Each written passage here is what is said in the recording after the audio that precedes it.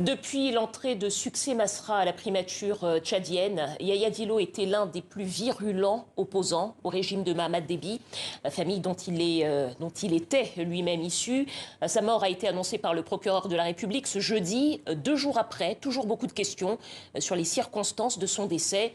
Nous sommes ce soir avec le ministre de la Communication du Tchad, Abderrahmane Koulamala. Bonsoir, merci d'être avec nous. Première question. Comment est-ce que l'opposant Yaya Dillo a-t-il été tué mercredi? Bon, vous savez que Yaya Dillo a fait l'objet d'une tentative d'arrestation par les forces de l'ordre qui se sont présentées là où il s'est barraquidé avec ses partisans. Et on a cherché à l'arrêter et ils ont répliqué avec des armes lourdes contre les forces de l'ordre qui ont envoyé plusieurs sommations. Il a refusé d'exécuter. D'ailleurs, M. Yaya Dillo avait déclaré déjà à la veille sur sa page Facebook qu'il n'allait pas se laisser arrêter et qu'il allait s'opposer militairement aux hommes qui viendront l'arrêter. Il a même menacé les responsables politiques d'aller les voir chez eux individuellement.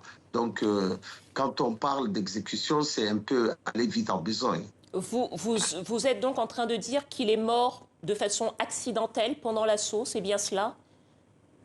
Les forces de l'ordre ont usé de leur droit légitime à la défense et dans les échanges de tirs, M. Yaya Dillo a été blessé et il a succombé à ses blessures. D'ailleurs, le propre oncle du chef de l'État, M. Salah Déby, qui était l'un des complices de M. Yaya Dillo, les forces de l'ordre sont allées chez lui.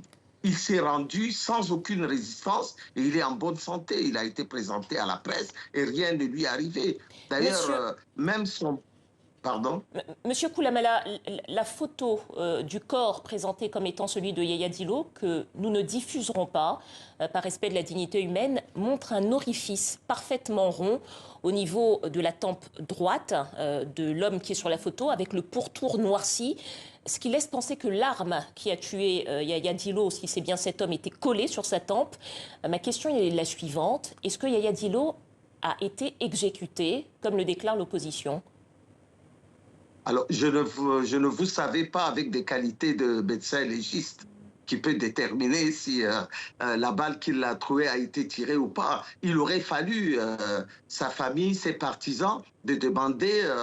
L'image interroge, c'est pour ça que je vous pose la question. Alors, vous pouvez, madame, sur la base d'une image déterminer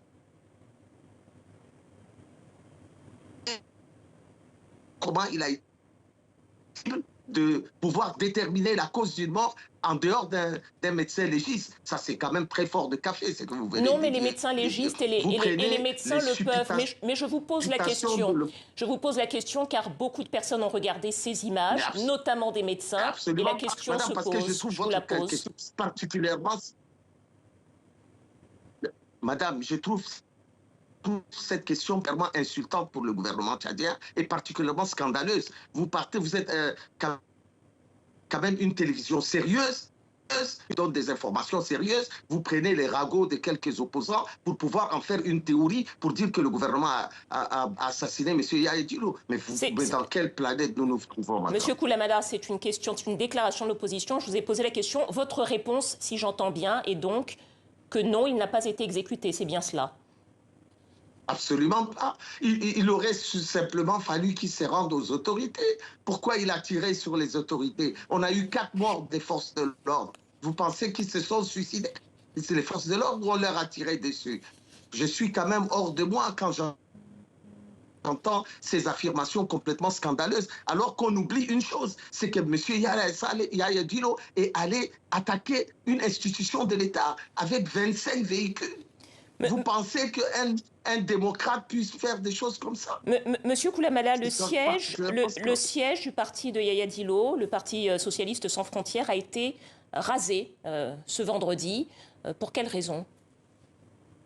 Il n'y a pas eu de décision de justice pour l'instant. Pour quelle raison le siège a été rasé?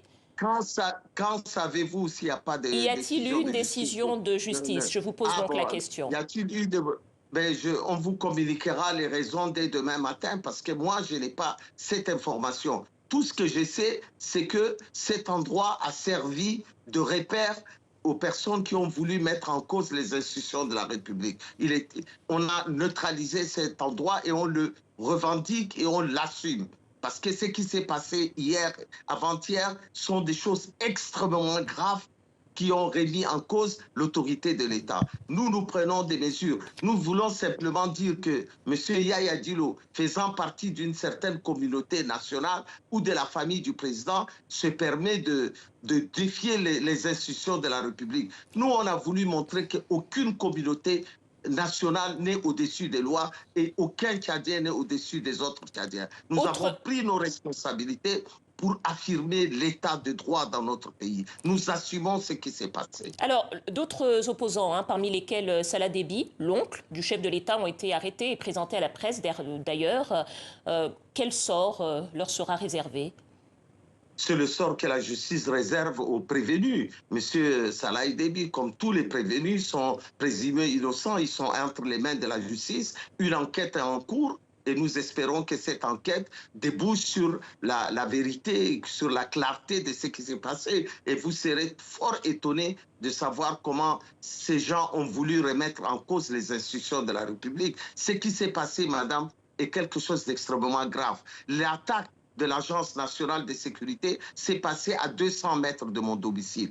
Nous étions dans la rue. Ils ont attaqué avec des bazookas, des armes lourdes. Ils ont attaqué le siège de l'Agence nationale de sécurité.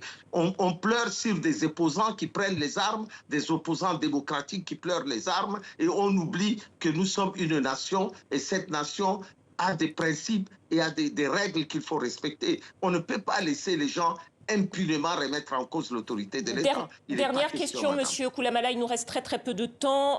Nous avons appris ce soir que le président Mahamat Idriss Déby Itno sera investi candidat pour la présidentielle de la coalition pour un Tchad uni. Cérémonie d'investiture qui aura lieu ce samedi 2 mars. Mahamat Déby Itno sera donc candidat du parti au pouvoir, c'est bien cela? Ça serait une bonne chose pour le Tchad. Merci à vous, Abderrahmane Koulamala, ministre de la Communication du Tchad. Merci à vous.